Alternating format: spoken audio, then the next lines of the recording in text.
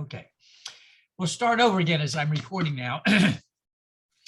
Want your thoughts and prayers for everybody for Serge's niece. She's 2 and had a horrific accident yesterday. Kay Schweitzer, who's with us from Port Orange, had a horrible fall and now is home after being in rehab. Nanette, who's usually with us, had surgery on her finger, and that has turned out to be incredibly painful. What else do we have here? The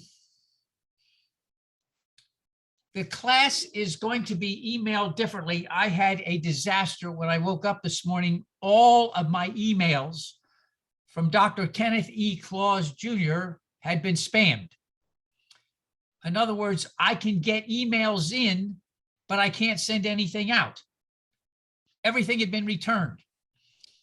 So Margarita and I spent an hour and a half on this morning, and it turns out if somebody spams you, says you're a spam, you basically need to get a whole new email address. And then you need to import all of your stuff from the old one into the new one. So I have obviously kept Dr. Kenneth E. Claus at gmail.com because I can get me email in. But a mistake I made is when I email, I don't blind copy, and I should have done that ordinarily and didn't. So you're going to see now for me emails that are almost the same as mine before. It's Dr. Kenneth Claus with no E in the middle. It's Dr. Kenneth Claus at gmail.com, and you'll see a BCC. It means I'm blind copying, which means that if this should happen again, it won't wipe out the email. So I've got the old email, the new email, the old email, I can get stuff in, but I can't send stuff out. So it's just a little E difference, but it makes how I contact with everybody. I cannot share with you the absolute panic it is when you realize your number one way of contacting people has now been totally ruined. So we learned the hard way, thank heavens for Margarita, that when I contact my classes and I contact other groups, I have to use different emails. I have one email for class now, one email for this, one email for that. And so I have different Gmails. It's a pain in the butt, but I guess that's the way it is today. So I've got the old account. I can get emails from you, but you'll get emails back without the E. I know that's a pain in the neck, but that's nothing I can do about that. How is everybody else doing? Let's have a check-in today. We've got Ray, we've got Pat, we've got Maureen, we've got Doug. AJ is this morning. We've got good morning. Tony Lee out in Miami Lakes. We've got Daniel from Forest Hills. Good morning. Chris is with us this morning, and Nick. I want Daniel and Pat to know I met another person from Forest Hills yesterday. It's growing on us like warts. I mean, I don't know what the story is with forest shrubs all over the place, but I have not seen anybody ever in Forest Hills, and now we're loaded with them. So it's good to see everybody. We have a lot of people away, a lot of people sick, but at least we're here, what we can manage together for today. I want to start out with a way of beginning this by reading some quotes from Forrest Church. Forrest was the very, very dynamic minister in All Souls, New York, up on the Upper East Side. He was a prolific writer and a profound preacher at All Souls. It was interesting. He went into a phase when he refused to use the word God at all. And then by refusing to use the word, he realized that a couple of things that he had neglected. Number one, if you neglect using the word, you mean the definitions of that word are totally now owned by evangelicals and Orthodox in Christianity and Judaism. They're totally owned because there's nobody out there in the marketplace to suggest there are a variety of definitions. So that means that the definition of God as being all powerful, all knowing, and all creating, and man, you better get your stuff together, is the only definition that's out there. And so Forrest realized that was not a cool thing to do. And then he had some experiences of his own. And so he decided that maybe he needed to review the whole discussion about God, and then did a turnaround in his writing. And so some things he throws out to us, which I just share with you for your own thoughts. God is not God's name. I think that's an interesting comment because everybody forgets that. This is a human attempt, no matter what language you're using, to talk about something other. So in the English language, we use the word God, but we need to know that that is not whatever, if you're referring to something, that is not its name. God is our name for that which is greater than all and yet present in each. Now, many of you may not accept that. That's perfectly fine. I'm not trying to convert anybody, but it's an interesting thing. God is the name for that which is greater than all and yet present in each. The idea has been often argued that you need to have use of paradox language if God or God talk is going to make any sense at all. Something that is totally other, but if it's totally other, then how can you know and experience it? In the Age of Enlightenment, the big deal about experience was a German Prussian, Friedrich Schleiermacher, who was tired of academic discussions and said, you know, you can have all the academics back and forth and cold discussions you want, but it's what you experience. If you don't experience anything, then none of this is going to make any sense. And he said, you really need to start with one's own experiences, however varied they may be. If you've said, I've never experienced something that I would call the other, or something that was positive, good beyond me, that's your experience. Other people have had different experiences, but you have to start with what you know and understand there are things you don't know. I think that all makes sense to everybody. So God is our name for that which is greater than all and yet present in each. Then he goes on to write, each of us projects our limited experience on a cosmic screen in letters as big as our minds can fashion.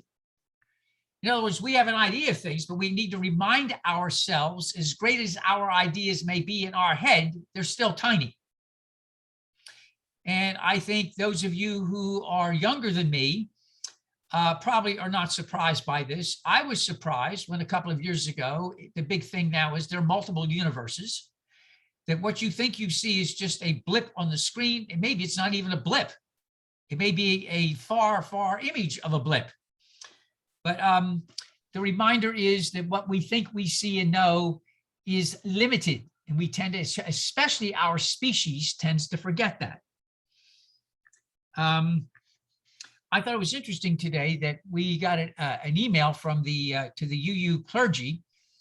And I am not a full UU clergy because when I became part of the UUA, I was called late in career. And he said, there's no way they're going to make me go through an ordination process again, or whatever, fellowshipping process. So I became a member of the Unitarian Universalist Ministers Association by vote of the group, saying, you obviously have all these credentials. We're not making you redo the credentials. So anyway, I get all these emails and participate in all this stuff. And here's how they define God. I thought you might find this interesting. Holy One, beloved, great mystery, spirit of life, love, truth, and justice, dear God of many names. So I just throw this out because we're going to be discussing Hindu gods and goddesses today. And let me also point out that as we're discussing this, there's been a lot of discussion again about the whole God talk, in that some of you may have read or know of Barbara Ehrenreich. I'm sure I'm pronouncing her name wrong. She wrote a book called Living with a Wild God. And she was extraordinarily annoyed at the fact that she was a profound and happy atheist, but she kept on having these experiences. And it was very, very clear to her that these were what you would put under the umbrella. Maybe you like different words, but I'm using an old-fashioned phrase, religious experiences. You can call them experience, but she had experiences Some of you remember John Frazier's, who's also a devout atheist, who said he went to Machu Picchu, had a religious experience, and then he kept on meeting people who talked about the less visible world. So I just share with you, the whole discussion of God, as you know, is very, very complex, depending again on our experience. I'll just simply say this very, very, very quickly. I would probably be an atheist were it not for a very, very, very profound experience that was totally unexpected on Christmas Day, 1994, when I was in rehab at 2 a.m. in the morning. That was an experience that profoundly shook me, that it was unexpected and got me turned around. There is no way I could begin to use human language. Every time I've tried to use human language to explain this, it falls flat on its face. Because human language, as at best, is approximate. Are we clear about that? Human language is approximate. And those of you who speak more than one language, you know that. What a word, and not only is the word definition, but the way you say a word makes all the difference in the world. You know that. The inflection, the facial expression you make when you say a word. That's how complex language is. We tend to forget a facial expression, a tone of voice. Am I right? A tone of voice makes all the difference in the world. A facial expression. I love you. I mean, that really, you make a face like that. So I'm saying when I try to explain this religious experience, it never works. The bottom line was I was looking at my life. My first career was over. I had nowhere to go. Nobody is going to marry me as a failed career. At my age, I was 50. Was it 52? 50? How old was I? 94. Let's see. I'll tell you in a minute. Hold it.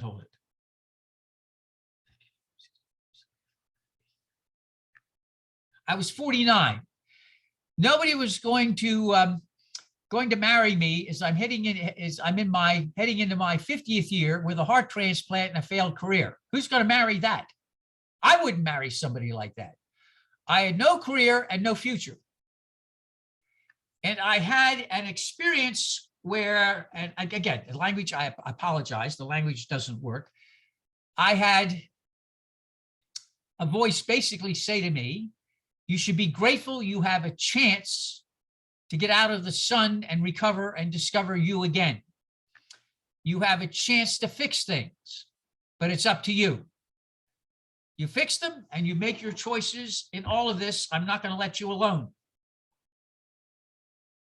I'm not going to let you alone. I'll know you, but if you decide to throw me off and everybody else, there's nothing I can do, but you've got great opportunities. Don't worry about the past. Do now and think about the future, what you can do. There's more to happen. The language is not working, but I had an experience that left me very clear that I was not alone, that I had a future, and there were things that I can do. It wasn't over and I wasn't washed up. I'll just simply tell you, when you're already lived beyond how long you're supposed to live with a transplant, you've had a disasters of relationships and your beloved career is over, of which I take responsibility, of course. When you have an experience like that, it is unbelievably profound. Now, I'm not asking anybody to share this or experience or agree with me. This is not I'm just trying to share something. So were it not for that primary experience, I would probably be an atheist. I get the fact that I can't stand evil. I can't stand genocides. I can't stand our species' behavior towards others in our species. My dachshunds act better than a lot of human beings. Any of you have dogs, you'll know you trust your dogs better than most human beings. That is a horrible thing to say, but I wouldn't trust Homo sapiens as a group for all the tea in China. Our history is not a great history, folks, as a species. And of course, we're descended, or almost 99% chimpanzee, but of course, we weren't the nice ones. We weren't the bonobos. No, we had to get the other ones who were territorial, cannibalistic, alpha male. I'd want to get involved in politics, but this is if I'd say, I understand why people get attracted to males that are authoritative, brutal, and mean, what do you think the head alpha male chimp can be? Forget Psychology 101, read Primatology 101, then take Psychology 101. I'm serious about that. Until you understand the way our species basically operates as a species, you're not going to get it. Now, this is new, by the way. I've just discovered this in the last 5 or 6 years when I read this book, Somebody's Last Hug. I can't remember the first name. This chimp is 50 years old and is dying in this, I actually was 40 something and dying in this very, very famous Dutch primatologist goes to see her and she looks at him and she can barely see and she sees him and sniffs and smiles and grabs him and hugs him. And he said, we really, really have not understood our species because we haven't understood the species we are closest to. Having said all of that, the whole thing about is there a God or whatever that may mean really does, and I have to agree with Schleiermacher, and I'm not asking you anybody to agree with me, but I'm just saying in terms of my own experience, without trying to step on people's toes, is without experiences, I find rationality cold. I don't trust, by the way, emotions, and I don't trust cold reasoning. I think you need a delightful interplay between the two. You need reason to curtail really bizarre, strange irrationality. But cold logic does not just do enough for me. You need am I making sense to anybody? You need logic, you need thinking, but you need to have your experiences too. And I think it's an absolutely fascinating interplay of the ebb and flow of both of these, how we try. There's a famous thing is, you get this in Hebrew scripture, by the way, of the interplay between the two. So anyway, as I mentioned this, we now come to Hindu gods.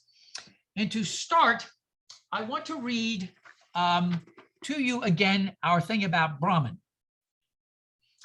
In the beginning, the lifespan and the end of all, I am the radiant sun among the light givers. I am the mind. I am consciousness in the living. I am death that snatches all. I am the source of all that shall be born. I am time without end. I am the sustainer. My face is everywhere. I am the beginning, the middle, and the end in creation. I am the knowledge of things spiritual. I am glory, prosperity, beautiful speech, memory, intelligence, steadfastness, and forgiveness. I am the divine seed of all lives. In this world, nothing animate or inanimate exists without me. I am the strength of the strong. I am the purity of the good. I am the knowledge of the knower. There is no limit to my divine manifestations. Whatever in this world is powerful, beautiful, or glorious, that you may know to have come forth, is but a fraction of my power and glory. That is taken from the Bhagavad Gita. And the idea is, how do you talk about one divine reality, one using our language in English, God? And then the question became for Hinduism, okay, that means that God is in everything, of everything, everything you see, but that's an awful lot. How then do you begin to make sense of this? Now, I just want you to stop for a minute. I'm going to go to some totally other, something different. So just bear with me.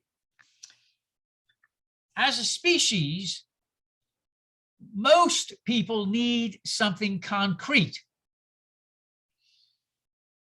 So you would get statues made to represent that which people is kind of a concretization of what you talk about. So-and-so is great, so you make a statue of them. Or you talk about divine intervention. You make a statue of an angel. Angels have been around, and it's fascinating, by the way. We ought to do a thing on angels sometime. All these ancient religions have had intermediaries. Whether you believe in angels or not, it's something that doesn't go away with our species, intermediaries. By the way, has anybody here ever done anything with angels before? I've never done anything on angels. Should we do that sometime? Just think about that. Don't answer me now, but I've never done anything with angels. Where have I been in my, you guys are terrible. I keep on learning all these things I haven't done when I'm with you. Every time I get in a class, I learn some new song, some author I haven't read, and I realize something I haven't even studied or done much work on. We'll throw that out there about angels. All right. So you make a statue, and then you know what happens. People begin to talk to the statue. They realize the statue is simply concrete or something. And then you get, originally, I'm sure most of you realize most Christians couldn't read and write. And so you would have stained glass windows depicting stories in the Bible so people could see them, since they couldn't read about them. And then you see a picture, for instance, of Mary. And next thing you know, people are talking to the statue or talking to Mary. And it's not limited to Christianity. All these religions have pictures or pictorial forms or representations, and people somehow always seem to wind up talking to or reflecting on. And I'm just sharing with you that and even if you get religions that don't have iconography, you take, for instance, beads. Somebody will hold beads in their hands. Don't mess with somebody's beads. They may say, no, I don't look at pictures. I don't, but if somebody's holding prayer beads and they're stringing them along, that not only is offering prayers, but also offers a chance to reduce stress and stuff. Don't mess with a person's beads. There were reactions to iconography, of course. There's always been reactions, but I'm trying to point out that for most cultures and most places, having a discussion like what Brahman is, for instance, people need pictures, paintings, some kind of depiction, something to help conquer time. Am I making sense to everybody? I'm not saying for everybody, but people find that helpful. People find that really helpful. This is mundane, but I think this is very powerful. There is a fabulous, fabulous painting of Hagar out in the desert. And it shows her bewailing as Abraham has tossed her out in the desert with she and her son to die. And they're given a skein of water and some bread, and that's it. And there's this famous portrait. And, it's interesting how portraits, famous paintings, can let you see and sense when words are not going to work. I'm trying here to make sense of all this. Words don't always work. You need to see something, feel something that you see, something you touch, something. Am I making sense to anybody today? I know I'm still stressed about the email thing. Am I making any sense of anybody this today? Words aren't enough. People need to see some kind of visualization. Most people do. All right. Now you're going to see what happens. So you say divine reality is in life, is in art, is in judgment, is in death. So you begin to do forms and paintings of the nun Sister Wendy had a great book on TV series explaining paintings, and many of them religious. Yes, okay. They were all religious, if we use the word religious in the broadest sense of the word. I don't mean that in a denominational sense, but in the broadest sense of the word. So you have paintings of death and some kind of, you ever notice the figures are always, we laugh about the scythe, the hooded thing with the scythe, and this the picture, the four horsemen of the apocalypse. Albert Dürer, I mean, good heavens, yes, Nick looks like a four horsemen of the apocalypse. Thank you, Nick, for that. Thank you for that. That was really Just lovely. Thank you. Thank you for that, Nick. That was enough to add to my morning of stress. Nick turns out to be one of the horsemen. Lovely. Just lovely. Splendid, even, to use Serge Cruz's favorite word. All right. So you get these depictions. Now, you know where this is going to go. Give this hundreds of years. You get depictions of motherhood, depictions of fatherhood, depictions of triumph over absolutely awful obstacles. And a classic example of this, oh, I forgot that. Westminster Abbey has amazing depictions of angels blowing bubbles and crying, reminding us that, let me see that chat. Don't pull these things down. Reminding us that life is very short and fleeting. Yes, yes, yes, yes, yes. I'm trying to think of that, that famous, oh, I just lost it. The famous image. In Hindu thought, since Brahman is too much to cut you, then you began to have examples of, or facets of, ways of trying to make concrete how divine reality is can be in everything. So one of these is Shiva, who among other things represents death and destruction, because that is part of what we experience, death and destruction. And it also this shows that Shiva, by the way, is also noted for anger and what happens with anger. He lost his temper, according to the mythology, and I use mythology here in a good sense. He lost his temper at his son, and in a fit of temper, cut off his son's head. Some of you who have children have had this feeling where there's things you would like to do to your offspring. Before microwaves, putting in the microwave, you'd like to put them in. You thought of this. Maybe you've had offspring. Yes. And so his servants remind him that his consort, Pavarti, now let me stop for a moment. In Hindu thought, in ancient Hindu thought, every male had a female counterpart. You wouldn't get that today by Hindu behavior today in India. But in ancient Hinduism, every male had an equal counterpart that was female, who was, listen to this, just as powerful.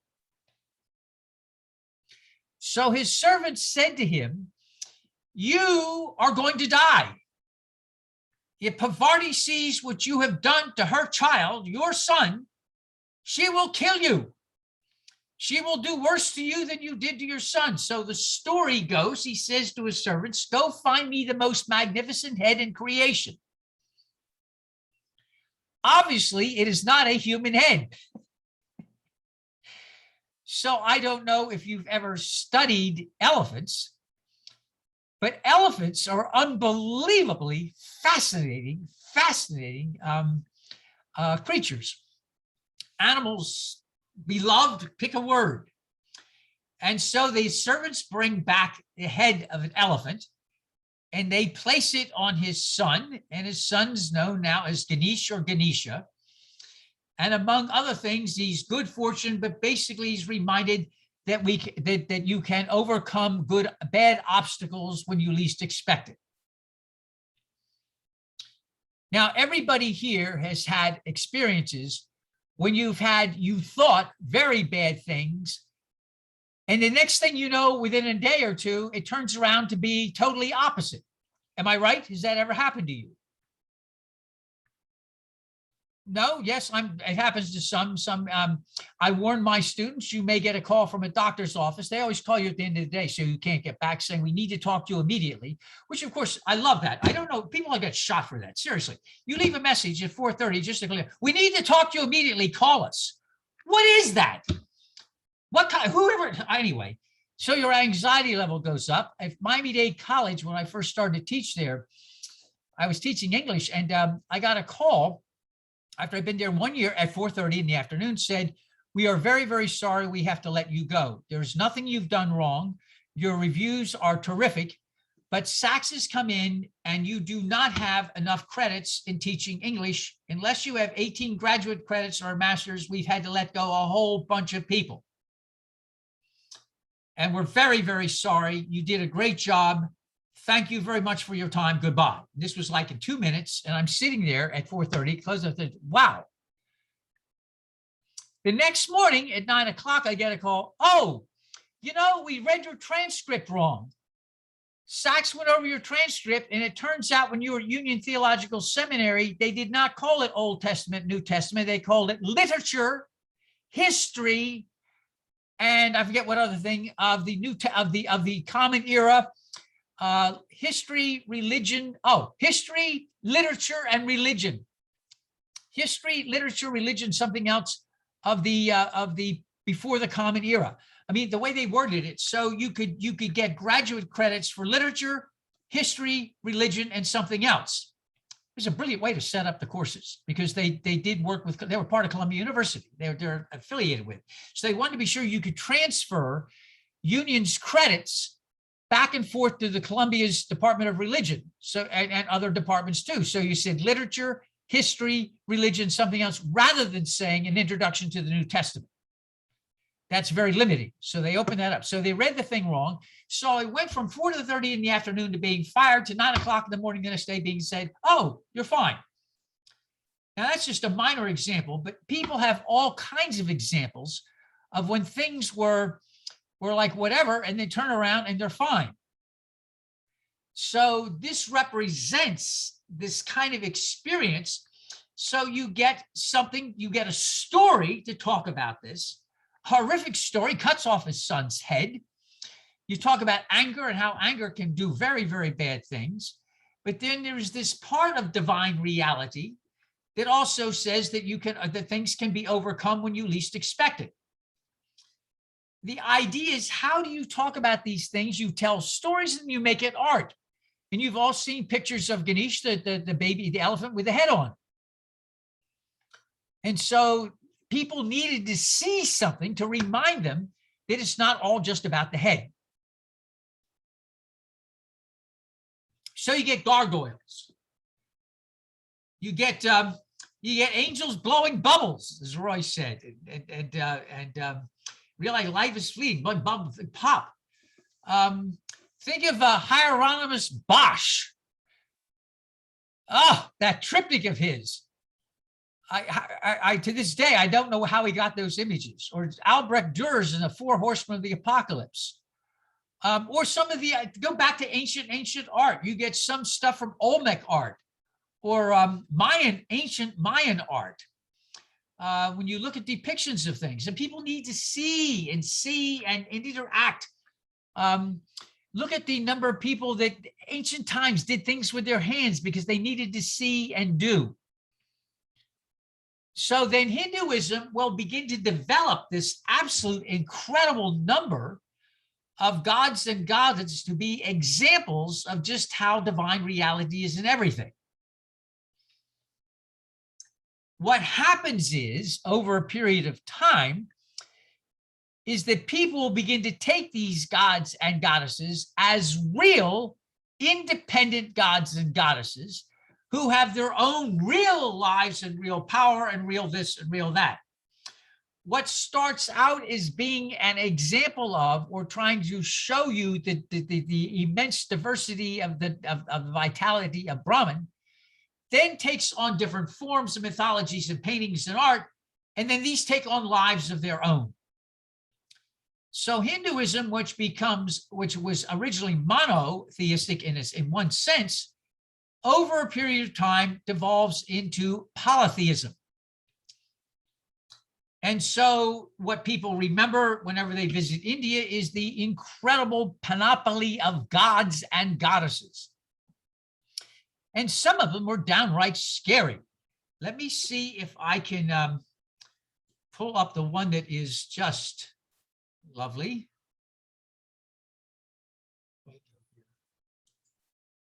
No, that's not what I want. No, what did I do? I'm not. No, I'm not doing it right today. My mind is not there. Yeah, Kali. I wanted to show a picture of Kali, and I'm not doing it right today. I need a basic. What do I do here? Help me out. Help me out. Help me out. Where do I go with this?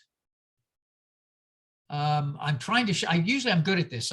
My mind is not here today with the email thing. If you ever saw a picture of Kali, and I wanted to put one up for you, I forget how to do it today. All right, wait, help me out. Somebody show me what to do. I go to share screen, then what? Share screen, and then what? Somebody talk to me. Anybody? You pick which one you want, which options they give you. Yeah, make sure you have it up on Okay, the I screen. wanted, Like they give you one for like if you want to, I guess. no, I wanted to do, I wanted to pull up another,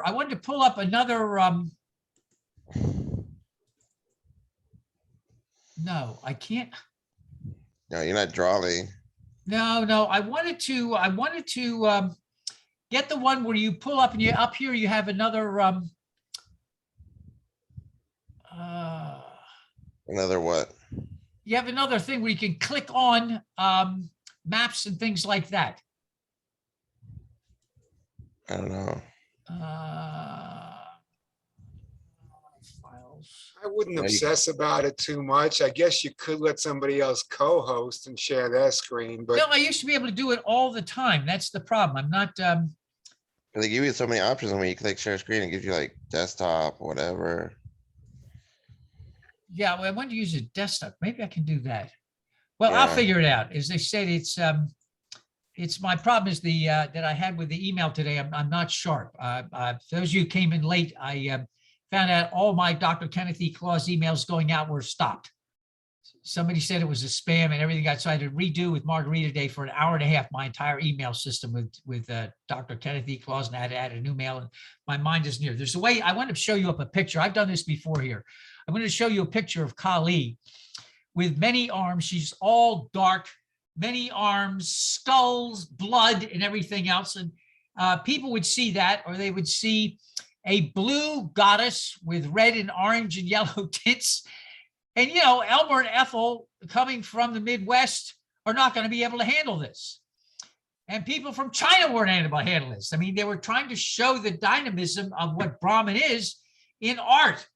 And Indians loved it, but other people were totally wiped out and confused. So what starts out is, how do you innocently show art and picture forms and music and things like that to explain the divine reality and everything. And then all of these take on life forms of their own. And I can't understand why I'm not able to pull this up today. I'll have to figure that out. All right. So the three basic forms of divine reality for everybody to begin with were Brahma. Yes, the Brahmins are interesting. Brahmin, Brahman, and Brahma. It's enough to drive you nuts. All right, so you get Brahma. The idea is part of divine reality is creating and creation. So that aspect of divine reality is Brahma, and it's understood that you give a name or some kind of function to divine reality. What I said to my students is, maybe one way to get an idea of what we're trying to talk about is think of a giant, giant diamond in the middle of the classroom. And at this point, I would have AJ stand up. She would be very quiet in the middle of the class. And of course, I have to go pick up the one who's the most quiet and absolutely embarrass the death out of them. And I'd walk over and say, "How you doing, AJ? This is your turn now to be embarrassed like everybody else." And AJ would turn absolutely red. And I said, "Yes, I know you're going to put a spell on me. I deserve every minute. I need you to stand up." So AJ stands up thinking horrible thoughts about me, and the whole class is laughing. He said, "Don't laugh, your turn is coming. We got a long ways to go in this class." So I said, imagine AJ is this giant multifaceted diamond. And I said, in the back, you can't see the front, but you know the diamond exists. They're diamonds. I said, on the side, you can't see the other side. In the front, you can't see the back. There are all these multifaceted, but it's one diamond. Everybody said, "Oh, okay, we get it." So divine reality is multifaceted. And so think of all these gods and goddesses as like those facets of one divine reality. But it gets more complicated because as light hits each of those facets, you're going to find diamonds have color. And depending upon how the light hits each different facet, you're going to see a different color. So not only have a different facet, but you have different shades of that facet. So now if you think of one diamond, many facets, then you're going to get what divine reality is like in Hinduism. There is one, but there are multiple facets of how that is expressed. I said, if that doesn't work, think of one light, many windows is another famous one. Think of the sun, and you're in a house with many, many windows. No matter where you are, you're going to see the sun differently, but it's one sun. Or another thing is thinking of a kaleidoscope. You've got one kaleidoscope, and as you change it around, it always changes. But it's one thing, but you change it around and it changes. So the idea is there is one divine reality, many facets, many parts, but they're all one. That makes sense intellectually, but then how do you make that more concrete to everyday people? And then you start doing art, you start doing stories. Yes, AJ. I wouldn't be embarrassed. I like to be called out, so I would be honored if you had me stand up and wave my arms or something, just so you know that. You would annoy half the class because they die being called. But so we do Okay. that all the time. And I even do that in class now when I'm on Zoom to try to get people to get involved. The idea is, though, it's simple. There's one divine reality, but it's so much. You need to make some examples of what that means. So you make all these different examples. Then they begin to take on a life of their own. And you see where that goes. So you go from one divine reality, and now all of a sudden, over hundreds of years, these become life forms unto themselves, each with their own stories. Oh, yeah, okay, it's analogous to 99 qualities of Sufi mysticism. Each is an aspect of a unified one, but they're all individual. Okay. The next one, the three great ones, interesting, there's one, but you use three classics to describe the one. Creating abilities. And by the way, creation in Hinduism is not limited to this universe. It is whatever is part of Brahman. Whatever is, which I find fascinating. You get in ancient civilizations an idea of the universe far more expansive than what I was taught when I was growing up. The next one comes the part, though, that most people would, I think, appreciate, the idea of preservation. Vishnu. Vishnu is the most popular form of trying to discuss what divine reality can be for human beings and everything around them. How do you preserve, love, and nurture? If there is going to be a divine reality, the idea is you have to experience that, and the way most people need this is through a sense of nurturing, support, caring. And one of the things I often point out to people over the years is somebody says, well, why didn't I feel God? Why didn't God speak to me? I said, didn't your neighbor come over and pick you up off the floor and call 911? Yeah. I said, why wasn't that an example of divine reality? I said, maybe your understanding, and I said, I don't want to be offensive, maybe your understanding of what divine reality is too narrow. Maybe you're asking for God to be your own personal mascot.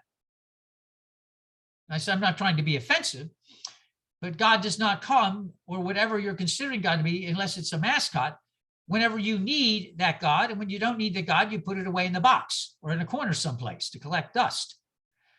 But I said, maybe divine reality is so fascinating, it's all around us. And one of the problems is we don't appreciate what's there in front of us to offer the nurture and support that everybody say they need. Now, let me be not crass, but let me suggest maybe what this class does is an example of divine reality. We gather as incredibly diverse people every week on Saturday morning. Ray is at work in New York. Pat is up in the shrubs. Maureen is down in farmland. Nick just came back from New Orleans and visiting his mother in Alabama. AJ is out in Wisconsin. Roy is in Bellingham. Bellingham. Except at the moment I'm in Arizona, but yeah. You're where? I'm in Arizona. I'm visiting my dad. Oh, okay. You're in Arizona today. All right. But usually from Washington, Arizona today. Doug is from Munich. We've got Tony Lee out in Miami Lakes. Danny is from the Shrubs. Serge is at work. Cecilia's down the street, and Barbara's in South Miami. And then we had Ron, who, unless you saw that email of mine, you may have missed it, has been taken to the coast by, he said, his beautiful wife. And therefore he said, I am missing the class. He said, she's beautiful, you're not, and I'm shallow. Well, I tell you, I mean, really now. And we've got people from all over, and we meet all the time. Maybe this is an example of nurturing, experience, and rational learning at the same time, that kind of interesting combination of both. Why, for instance, isn't this an example of divine reality seen in its multi-ethnicity, its diversity, its experientiality, and its intellectual abilities to bring a lot to the table? I would throw that out. So we've got preservation on any number of levels, not just for humankind. My students have a problem with the cow. And by the way, let me point out, if you want to really hear a diatribe and a rant about cows, you should listen to when I was at FIU, my Indian students who lived in Gujarat on the coast, or lived over on the east coast of India, down near Madras. It's not called Madras anymore. I forget the new name. Lived down on that coast. Several of these students, both on the East Coast and the West, literally on the coast, had to wind up in New Delhi. You want to hear rants about urban living, rants about traffic, rants about smells and people and deodorant and soap and cows holding up traffic. Listen to Indians who live on the coast. And this one girl of means said, I was told that's where I will have to go a wedding dress. I'm not going to get married if I have to go back to New Delhi and get a wedding dress there. She said, went on to a rant that was extravagant. Cow. She said, what were we thinking about a cow? Let me digress for a moment. I don't know if most of you are aware that 80% of India is rural. Most people aren't aware of that. And in antiquity, think of all the things a cow can offer people. Just start thinking about the things that a cow can offer. Not about beef now, because most Hindus are not, although modern Hindus, a lot of modern Hindus eat beef, but I'm thinking, forget the beef, but think of everything else. And probably the one thing that everybody forgets is cow urine. Cow urine is one of the great natural antiseptics of humankind. Now, I had an EMT in my class who called me out and said, that's simply not true. Why did you say that to class? And somebody, I said, we'll talk afterwards. And he said, look it up on the internet. And he said to me, I deeply apologize. He said, I did not realize that cow urine has been used since antiquity in a watered down form as a natural antiseptic that works. I said, yeah, well, I said, you ever call out a professor again like that in class when you're wrong, good luck. I said, let's let that be a learning experience. I said, I hope you don't think with everybody who has a cell phone in front of them that they're not going to check that out to see if that's true. The days of getting over with bullshit in lectures is gone. People can check it out right away. Anyway, cow urine is a natural antiseptic. You've got cheese, milk, hide, you've got fertilizer, and if you have no wood and it's cold out, you can burn cow patties as well. The amount of things a cow can do, and then several cows can do for a village, is incredible. Remember, doctors are hard to come by. If Maureen, one of the dogs, gets in a fight with an animal, she rescues the dog, the animal bites her, she's going to need an antiseptic. There's no doctors around. You always have a skein of urine to carry around, and you dump it on your leg all the time. You'll be amazed at how good it works. Vikings carried skeins of cow urine around with them in the longboats. You ever read a real story, some stories about Vikings? Their mortality rates from battle deaths was not that much because they were able to keep infections away. So I'm just saying, you take a look at cows, and so cows are considered, methane. I know methane from methane and land. I get all of that, but the reality is that in antiquity, cows are honored because of what they did. They are a symbol of nurturing and preservation. So ancient Hindus honor things from the past. Now, you don't have to like that, but that is part of the culture. And if any of you were in a rural area and you were saved from cow urine, believe me, you'd have a very different point of view about a cow than if this never happened to you. I think one of the things that you and I tend to forget, and I do forget this, is even in the United States, there are vast areas that are rural. When you look at North Dakota, South Dakota, and Wyoming and add up the population of these three land masses, it's 2.2 million people. The population of Miami-Dade County is 2.7 million people. Take a look at the landmass of Miami-Dade County compared to the landmass of North Dakota, South Dakota, and Wyoming. The number of doctors per person in Montana, Wyoming, and North Dakota, as opposed to the number of doctors per person in Miami-Dade County, is frightening.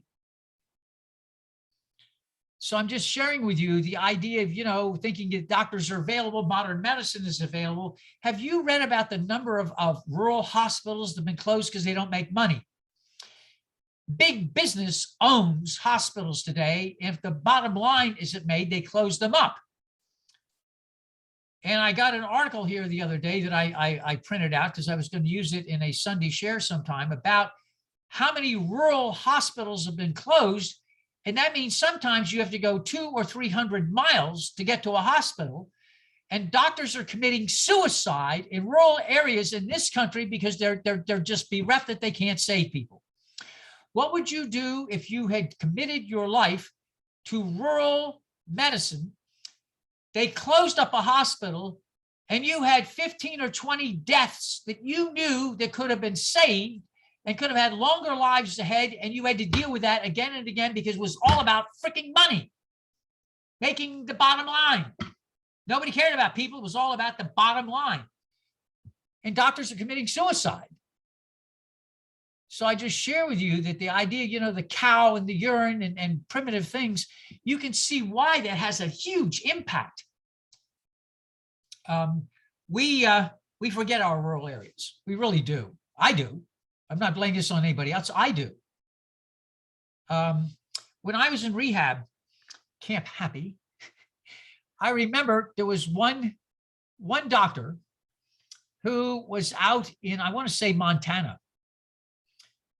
And the closest he had to any kind of town, which was about 2,000 or 3,000, was like 100 miles away. It was in a small area of about 200 or 300 families. And he was responsible for this. There was no other doctors around. Yeah, there's an NPI. They're having a hard time. Nobody wants to go to set up in a rural area. You're on call all the time. The weather is horrible in the winter, too hot in the summer. You've got to work. God forbid you have to work. And you don't have much to work with. You don't have hospitals. How are you going to get all this stuff you run out of? Who wants to be, what about all those reps that show up at doctor's offices all the time with medicines? Who comes out 300 miles in the middle of nowhere, Montana, to bring stuff and say you want to order anything?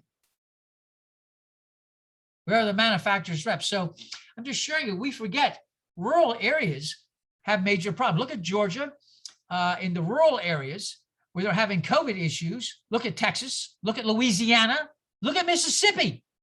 And let's remember our dear friends in Alabama, who are now beyond being filled with hospitals. And I did not mention our own present governor. You did, by the way, see where the governor of Texas got sick and then immediately got one of the most difficult treatments you could get, which is not available for everybody. Yeah. All right. So you get preservation. You get ways to preserve, and Hinduism would argue, do not expect a thing to come down in front of you, but what is around you that preserves you.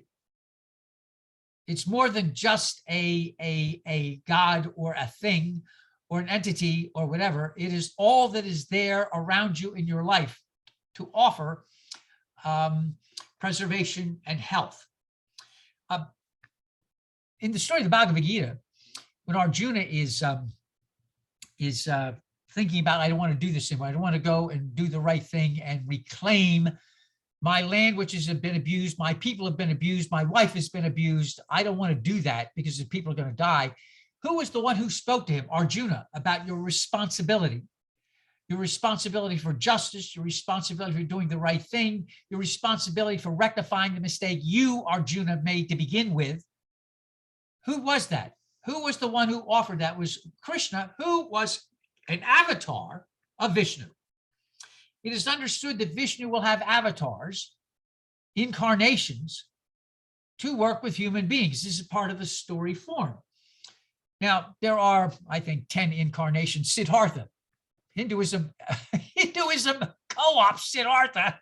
It makes him an avatar of, I thought it was one of the great co-ops of all times in religion. But you could stretch that. And you could say anybody who helps you, gives you love, attention, nurture, and respect, and is there at the right time in the right place, anybody of those could be aspects of divine reality offering preservation and nurture. I guess what I'm asking is are we limited, too limited? And I think of this myself too. Are we too limited on the way we think of what it means to be nurtured and preserved and cared for? Let me just put in a good word for dogs and, of course, cats. Okay, cats. I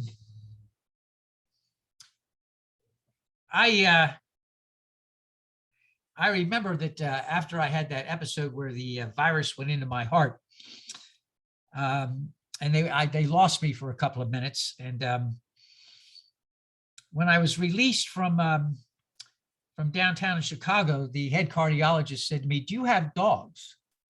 I said, "I've got dogs and a three-legged cat." I don't know how to even explain the cat. He said, "Well, where are they?" I said, before I came in, one slept on one side of me and one slept on the other. He said, "They know you're sick. They know you've been hurt." He said, "When you go back, my suspicion is the dog and the cat are going to bookend you. One will be on one side of you and one will be on the other. And when they get up to do their regular routines, not just going to the bathroom and eating, but when they get up and start resuming going out to the living room and going out to the family room and getting the routine, then you call me, because that'll tell me your heart has healed as well as it's going to heal. They will know before I know." Now, that was a top cardiologist in Chicago. He said, "They will know." So that happened. He came in, he said, "Well, they were right. I knew it. If they bookend you, they will sense and smell things on you and get senses of you." When I was in the space of my teacher, whom I believe to be a holy person who vibrated a higher, Roy puts these things up and I don't get to see all of them. Hold it. All sorts of happy coincidences would happen in this place. I think we're surrounded by all kinds of things. So I just share that with you. Hinduism then, unfortunately, as I said, becomes, get back here, well, fortunately, unfortunately, it becomes, examples become life forms of their own. And so Hinduism becomes extraordinarily polytheistic until the 19th century. And then, oh, wow. Everything turns upside down, and it's now after 11, so I will stop recording. We will come back. I will come back. Do look at the chats, everybody. I will come back next week And I want you to look at what happens in the modern era, starting in the mid to late 19th century in India, where most educated and most American Hindus and probably the majority of Hindus in India today are.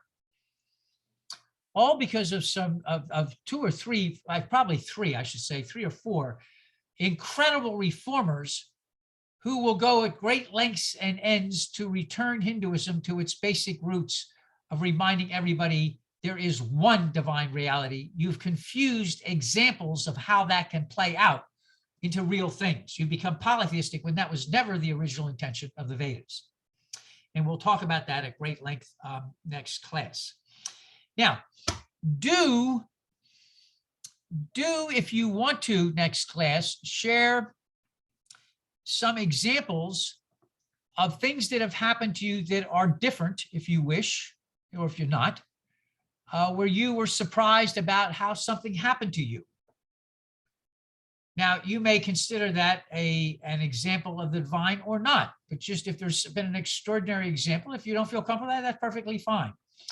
We'll talk about how Hinduism has gone through a major reformation in the 19th century. And then we'll talk about the divine feminine. We've got to mention the divine feminine. And then at some point, let me know, because I confess I have never really done much on this. If we've ever before, we've got Buddhism coming up too, of course, but let me know if there's at any point you want to discuss the whole thing of angels, because that goes beyond Christianity. It goes into antiquity. And I don't know what any of you think about that at all. But just raise your hands. Has anybody here ever done any studies about angels at all? That's fine, Maureen, but I'm just curious as to what, I'm just curious as anybody has, okay, anybody else ever done any studies at all? Just curious. Okay, Roy has. I'm just share with you, obviously, this has been something that predates Judaism and Christianity, so I was just curious. Okay, next time we'll look at the divine feminine, a major change of Hindu thought and thinking in the 19th century that now carries into the 21st. And then we've got Buddhism on the horizon. And just let me share with you, we talk about Buddhism, we are talking about it's interesting, somebody says you're a Buddhist, and I say to them, I have no idea what that means because there's so many different types of Buddhism. And people tend to forget there's not just Buddhists. There's a huge, what do they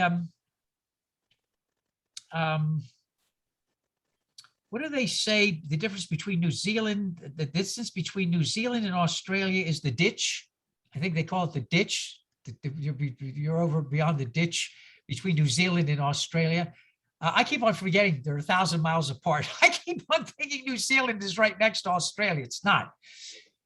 Mahayana Buddhism and Theravada Buddhism are way different. And then both of them break down into multiple sects within each of them. So Buddhism has some basic things like all the other religions, but then after that, like everything else, it goes all over the place. So next time again, we'll look at the divine feminine, equally as powerful, equally as involved with humankind, equally as the males. And some names you know, you've heard Parvati, very popular Indian woman's name, for instance. And a lot of the other names. Anyway, we'll discuss that and the Reformation, and then we'll move on into Buddhism. Okay, any thoughts for anybody? We've got Ray up at work, Pat in the shrubs of Forest Hills, Maureen down over there with her hounds, Nick is out near the airport, AJ is in Wisconsin. Okay, share the divine feminines. Email it to me, would you? If there's something you can email to me. Roy is in Arizona this time. Doug is in Munich. Ron is on the coast where I'm predicting there will be the worst hailstorm ever seen on the coast of England since time began. Now they're having real problems at the coast of England because. Are they? Yes, because there's not enough staff for all these restaurants and hotels, since the British can't go to Europe like they normally would do in August because Oh, of yes, Brexit and yes. COVID. They're now, flocking to lovely sites like, Blackpool and Devonshire and the English coastline. But there's just not enough services because it's overcrowded and so And because of they're not able Brexit. to go to the French Riviera, so they're stuck in Blackpool. Right, and because of Brexit, they've gotten rid of a lot of the foreign workers, the EU workers. So, yeah, that's compiled the problem. But I did get some WhatsApp from him. He says that they're having a wonderful time. Well, you can Well, tell him good that I for was him. absolutely. Yes, I shall convey that. Next week, I will be in Albrecht Dürer's hometown of Nuremberg on a cycling trip, so I'll have to be missing this class. We will miss you, but we keep going. We keep going. We try to keep everything going. So you'll get all the stuff. From now on, it's going to be a BCC, so I can help protect things. I should have done that before I was told. I didn't know that. Okay, we've got Tony Lee out in Miami Lakes. Danny is in the shrubs of Daniel's in the shrubs of Forest Hill. Serge is at work. Cecilia is down the street. Yes, literally about 2 pods down, 2 little pods down from me, 2 little groups of 6 down from me. And Barbara Young is in South Miami, where I did a wedding last night. It was very interesting. I had a bunch of 40-somethings that were all close friends as teens. They all came back from all over for this small wedding. They were all vaccinated, and you couldn't get in unless you were vaccinated. It was interesting to see how a bunch of 40-somethings had grown up together and how they'd all grown apart and come back for weddings and divorces and then come back again. And it was a part of a life cycle. Well, I hope you all keep well. I hope you remember you get a booster shot. If you've had 8 months since your last shot, you can get a booster shot if you're interested as of September 20th. I got my booster shot by accident on Monday. I had called Publix and had asked if I could get a booster shot, and they said they had not been cleared by corporate. So I take a list of papers with my stuff on. I was going to go visit all the places that had given out vaccines and asked if you would keep my name. And I walked into the first one I walked into was a Walgreens, and the text said, "We've got somebody with an organ transplant." And the pharmacist said, "Give him one now." I almost passed out, and 20 minutes later, I had my booster shot. Some Great. nurturing. So, Godspeed to you all. Be safe and well.